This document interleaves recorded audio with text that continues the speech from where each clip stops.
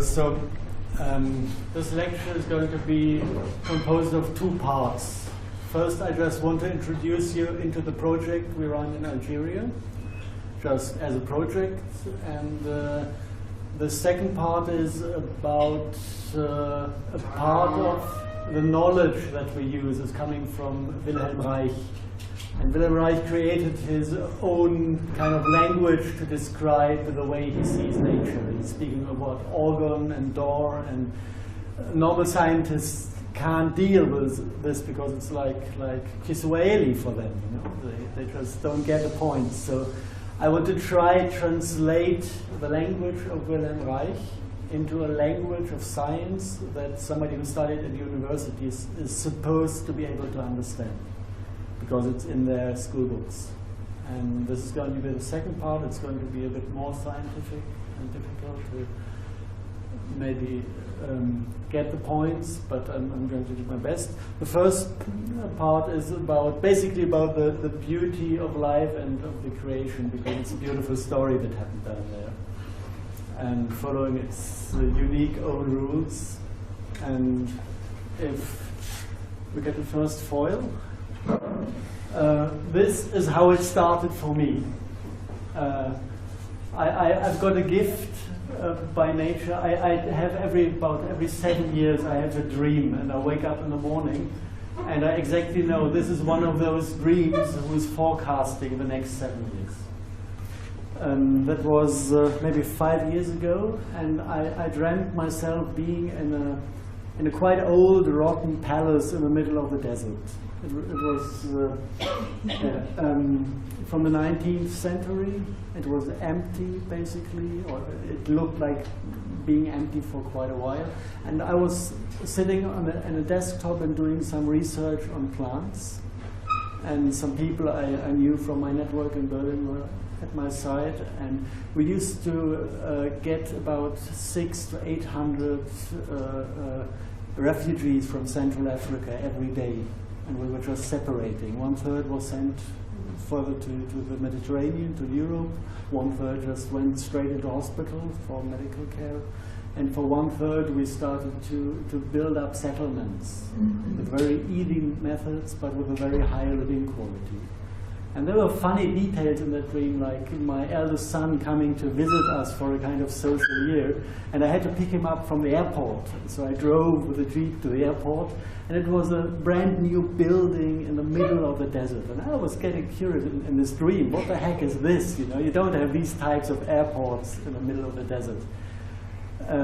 But I knew, you know, this dream is one of those dreams, so I was waiting. And normally after 1.5 years of time, you start to understand what it really means. So 1.5 years later, I was in Berlin. Can you get the next photo?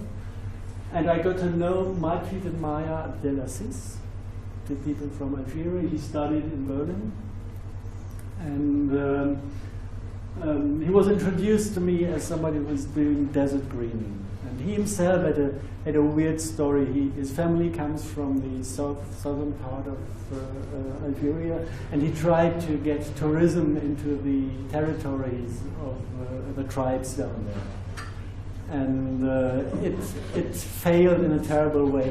He had a good time on the tourist trade in Berlin, and started to organize the first big tour for tourists to go to the Tuareg area, and flew to some ancient, prehistoric sites in the middle of the desert to see these beautiful paintings on the walls of women in miniskirts 10,000 years ago. And on the way back, one of the helicopters crashed down, and I think 11 people died. And he was supposed to be on this helicopter. But he just, before taking off, he remembered that they left the rubbish in the desert. So he stepped out and picked up the plastic bags and wanted to get on the helicopter again. It already lifted off and crashed 50 meters further. It came down, and 11 people died. And he was in dire straits because he brought those people down there. One of his best friends was in the machine and got completely burned. He survived, luckily, but others died. The pilot and his 2 little sons died. And so he was talking to elder people in this area because he needed help mentally, and they said, you survived for a reason, because the desert still needs you. So a few years later, it was a bad time in Algeria. They just ended the civil war, and it stopped raining. So the country was in a real big problem. They started to import drinking water with ships from Europe to make people survive. And he said, okay, if I was able to collect all the knowledge in Berlin about Wilhelm Reich and the other alternative science which he went into, it seems to be that I have to do this in Algeria. And he went down, and he lost all the help from other groups he had before. They just were afraid of going into the war territories. So he did it only with his family, and he went down and started Desert Dreaming project in 2003, based on the knowledge he had. Next slide. And this is how it looked like when they arrived. It's the area where his wife was born, so they have family down there. And I want to ask you to have a very close look at the sky, because for normal people, sky is a sky, and it has clouds or it doesn't have clouds, and we don't make a big difference. But I want to give you a feeling of the difference, what atmosphere of the desert is, of the unhealthy desert, and how it looks like, how it changes when it's the climate, the sky is healing. So this was the condition, how they started. Impossible to breathe during daytime, like a heavy load of things on your back, pressing everything down, hot, and no rain, and you have this dizzy, grayish, yellowish atmosphere that you can't even see real blue in the sky. But no structure at all. Everything one dizzy thing. Okay, next picture. And this was kind of the times, the last picture, the times when the sun is supposed to shine. And when it's supposed to rain, what you get is this kind of brown sausages hanging in the sky. These are oversaturated clouds, which have up to 8 times more water than they were supposed to have when it starts raining. So all the humidity is caught in these funny clouds, and they hang in the sky, and you can see it's not even so hot, but it's depressing. It's an atmosphere you can't live under it, and nothing can live under it, not the plants and not the humans and not the animals. So this is the second time of weather, and if this is, you know, coming and going, this dizzy and the brown clouds, and it's never raining, this is the state the entire Sahel zone is in, since we have the uranium mining in Niger and the atomic bomb testing from the French people in South Algeria in the 60s. This is what people have done to Northern Africa. Okay, next one. So he picked up the knowledge he had from Wilhelm Reich. It's the idea of building Cloudbusters, which is a way to manipulate energies between Earth and sky and to get them flowing again. And normally, Wilhelm Reich says you need a big area of water to ground the machine, because everything you pull down from sky, it sits afterwards somewhere. It's poisonous. It's like radioactivity. And if you don't have a big water, like a big lake, you're poisoning, putting too much poison into the environment, energetic poisoning. So, or you have flowing water that takes away this energies to the sea, then it's okay.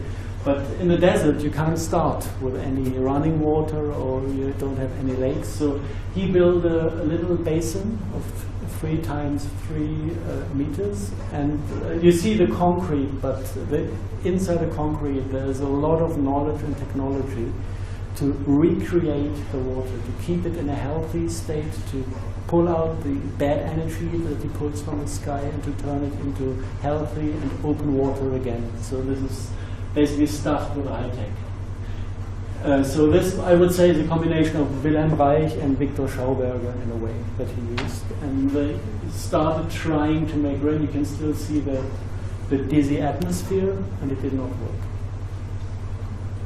And so they had to think about something else. And can you bring up the video? This next thing they try to do is to amplify the power of this device. It was the only time that we're using active technologies powered by a battery. I don't know exactly which kind of coil they put inside the Cloudbusting machine, but something that was derived from Tesla's invention. Maybe it was a DFLR donut coil or something, pulsed with certain frequencies. And that was the moment when he managed to break through this blocked energy field between sky and earth. And I just want to show you what happened. Don't listen to the comments, it's in German, it's not so important. Listen to the atmosphere and look at the clouds. Das ist wie bei der Akupunktur. Es gibt Sedierungspunkte, wo die Energie vom Körper abgezogen wird. Und da die Erde auch so wie ein Mensch reagiert, muss man auch diese Energien deblockieren, damit da wieder Sonnenbildung stattfindet.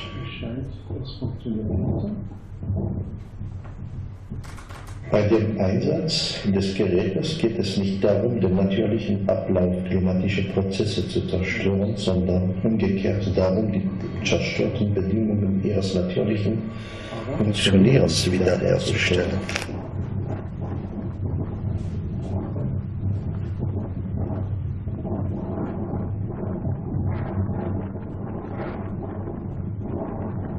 Bei diesem Versuch hier am 11.07. ist das sehr stark zu sehen wie eine Umwälzung und eine Deblockierung der Energie durch einen starken Abzug geschieht, dass es zu Tausenden von Blitze kommt.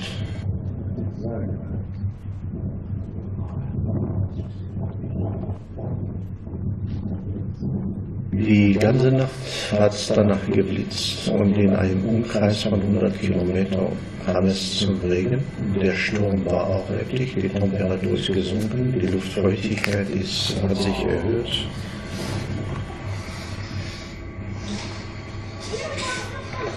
Hier sieht man die ersten Tropfen, 20:40 Uhr am 11.07. Und hier, der Sturm war so groß, dass der Apparat einfach umgefallen ist. Wir haben ihn abgeschaltet. Und hier sind wir ungefähr 80 Kilometer von der Stelle, das ist Madjid, Stadtzentrum, und es hat auch die ganze Nacht heftig weiter geregnet. Heißt, die Operation ist geglückt und Energieblockaden sind beseitigt worden. Okay, and now if you're exactly in the state where you start bringing energy fluctuations into the sky, there are certain moments when you can see the structures of the fields in the clouds that build up. Later it looks like a normal cloud, but the moment when it starts, kind of you have the skeleton of the energy fields building up. And the vapor starts to build around this skeleton. You can see the structures that are created and learn a lot about the way energy flows in between different potentials in the sky. So this is this beautiful picture of these feathers kind of covering the sky, and they, after 10-15 minutes, develop the full clouds. But it's only a short period of time when you can see how it builds up in this picture. Here you have the typical vortical motion.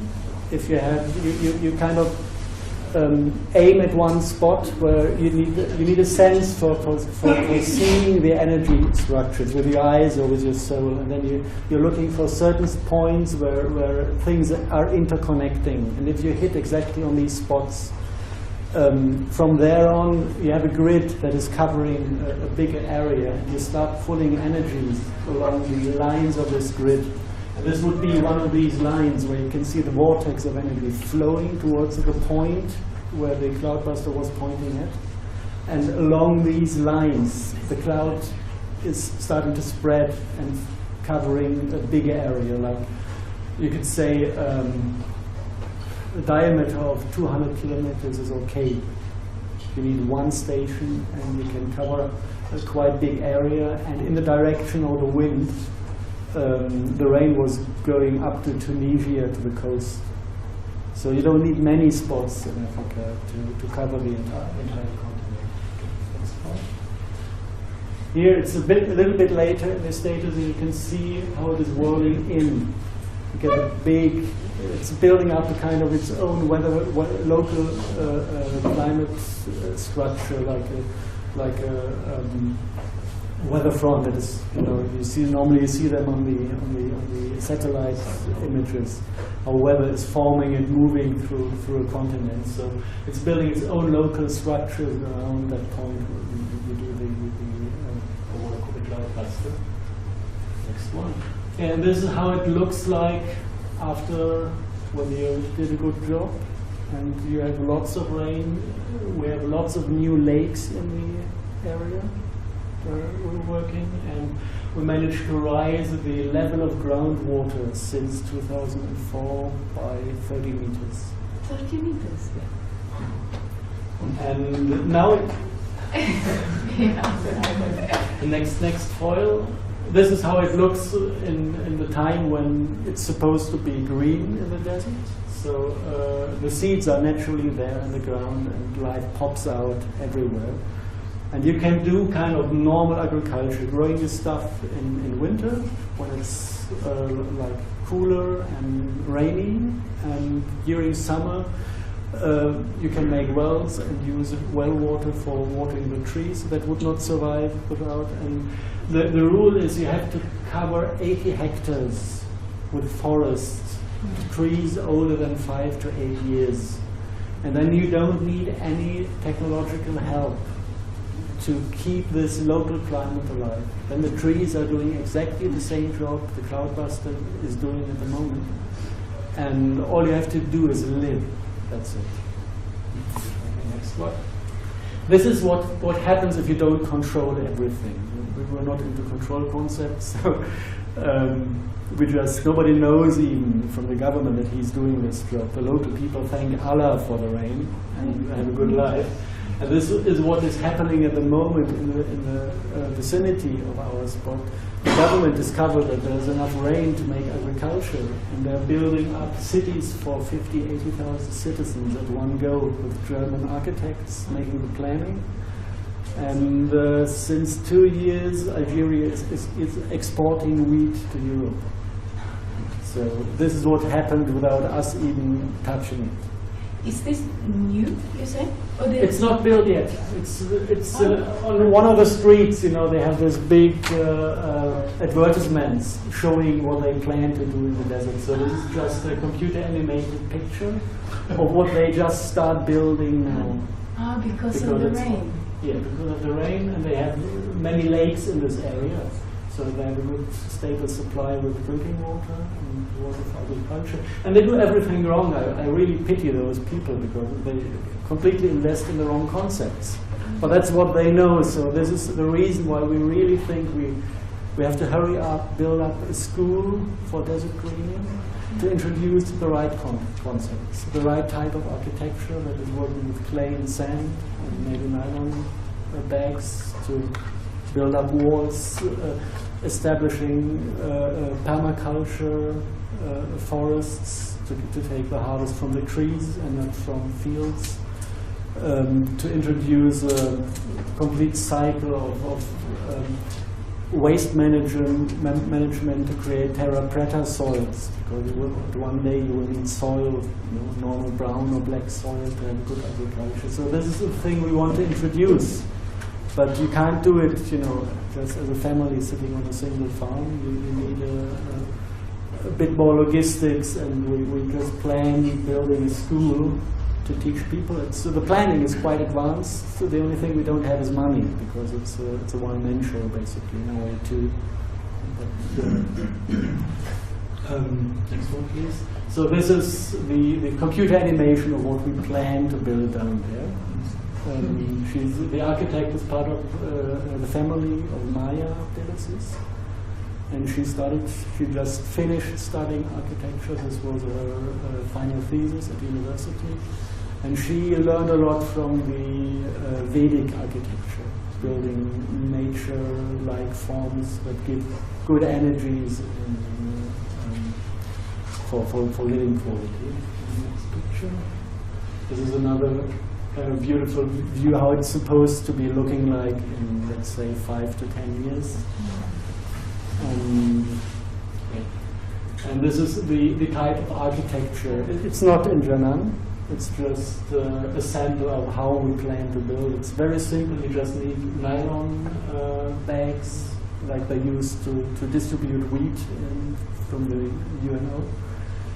And you need sand and clay, mix it, put it into the bags, some barbed wire in between to stop the bags from moving, and you can build structures that survive 400 years, don't suffer from earthquakes, and give you a beautiful living climate inside, because humidity is controlled and heat is controlled in between day and night, because you have thick walls. It's nothing to be compared to these tin buildings that they have all over Africa.